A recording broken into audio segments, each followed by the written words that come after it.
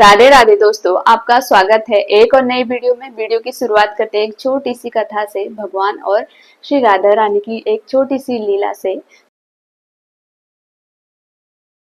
चलो आज फिर से कुछ अच्छा और नया सीखते हैं। कहते हैं एक बार जब राधा रानी और श्री कृष्ण जी निधि वन से रास लीला करके जैसे ही आ रहे थे तो राधा रानी के चरणों में रज लगी थी, ब्रज रज लगी थी। तो भगवान ने देख लिया और जैसे ही यमुना जी के पास पहुंचे तो भगवान जिद करने लगे कि अपने पैरों को धो लो और चरण रज लगी है तो धो लो। तो राधा रानी ने साफ मना कर दिया। तो भगवान ने जिद किया कि क्यों नहीं धोना चाहती हो। तब राधा रानी ने कहा जो मुझसे एक बार जुड़ जाता है मैं उसे कभी अपने से दूर नहीं करती हूँ। तो ऐसे ही हमें भगवान से जुड़ने की देर है, क्योंकि राधा रानी कभी अपने आप से फिर हमें दूर नहीं करेंगे। क्योंकि आप जितना राधा राधा जपोगे तो श्री कृष्ण उतने आपके पास आएंगे, क्योंकि उनको राधा नाम बहुत प्रिय है। राधा रानी उनकी अंतर आत्मा है, वो दोनों एक ही हैं। वो दोनों बस उनका स्वरूप जो बाहरी स्वरूप है वो अलग है, पर वो आत्मा से एक ही है। इसलिए भगवान श्री कृष्ण को राधा नाम बहुत प्रिय है, इसलिए सदैव राधा नाम जपते रहे। और जो भी आज जन्माष्टमी मना रहे हैं आप सभी को बहुत बहुत बधाई, क्योंकि हम लोग कल जन्माष्टमी मना रहे हैं। क्योंकि जो ब्रजवासी हैं, जो वृंदावन वाले हैं, वो कल जन्माष्टमी मना रहे हैं, क्योंकि वो ठाकुर जी के घर के हैं।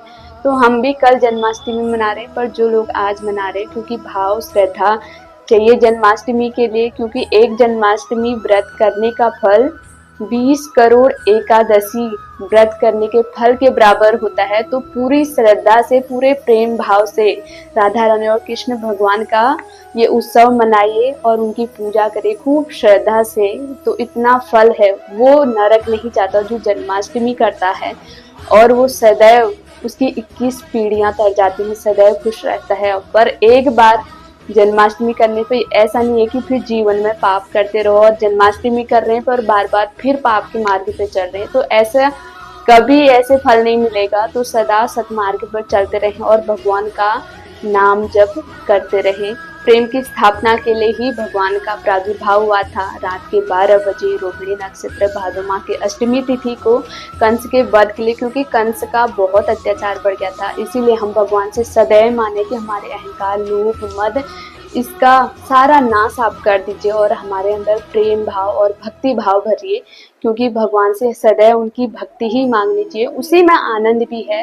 क्योंकि जो सांसारिक जो माया है, क्योंकि ये माया ही है, जो दिखावा है, इसमें कोई आनंद नहीं है। सिर्फ भगवान के भजन में ही आनंद है। तो भगवान को सदैव अमूल्य चीज ही हमें मांगनी चाहिए, क्योंकि जो सबसे प्रिय है तो वही चीज हमें भगवान को मांगनी चाहिए। तो सदैव भगवान राधा रानी का नाम जप करते रहे और कृष्ण भगवान सदैव आगे आगे पीछे घूमते रहेंगे। वो आपके साथ अनेक लीलाएं करते रहेंगे और सदा आप आनंद में भी रहेंगे।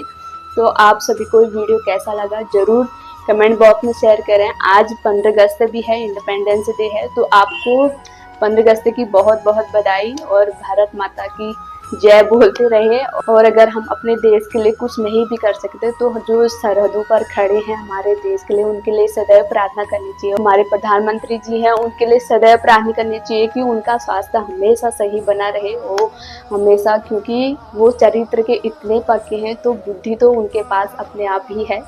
तो सदैव उनके स्वास्थ्य के लिए हम प्रार्थना कर सकते हैं। जो सरहदों पर जो भाई खड़े हैं उनके लिए प्रार्थना कर सकते हैं, अपने देश के लिए प्रार्थना कर सकते हैं कि देश में सुख शांति और समृद्धि खूब बढ़े और हमारे देश की खूब उन्नति हो हर क्षेत्र में। तो इसी के साथ इस वीडियो को यहीं पे समाप्त करते हैं। आपको ये वीडियो कैसा लगा जरूर कमेंट बॉक्स में शेयर करें। फिर मिलते हैं नए वीडियो में नए विचारों के साथ, नई कथाओं के साथ। तब तक के लिए बोलते रहे श्री राधे राधे।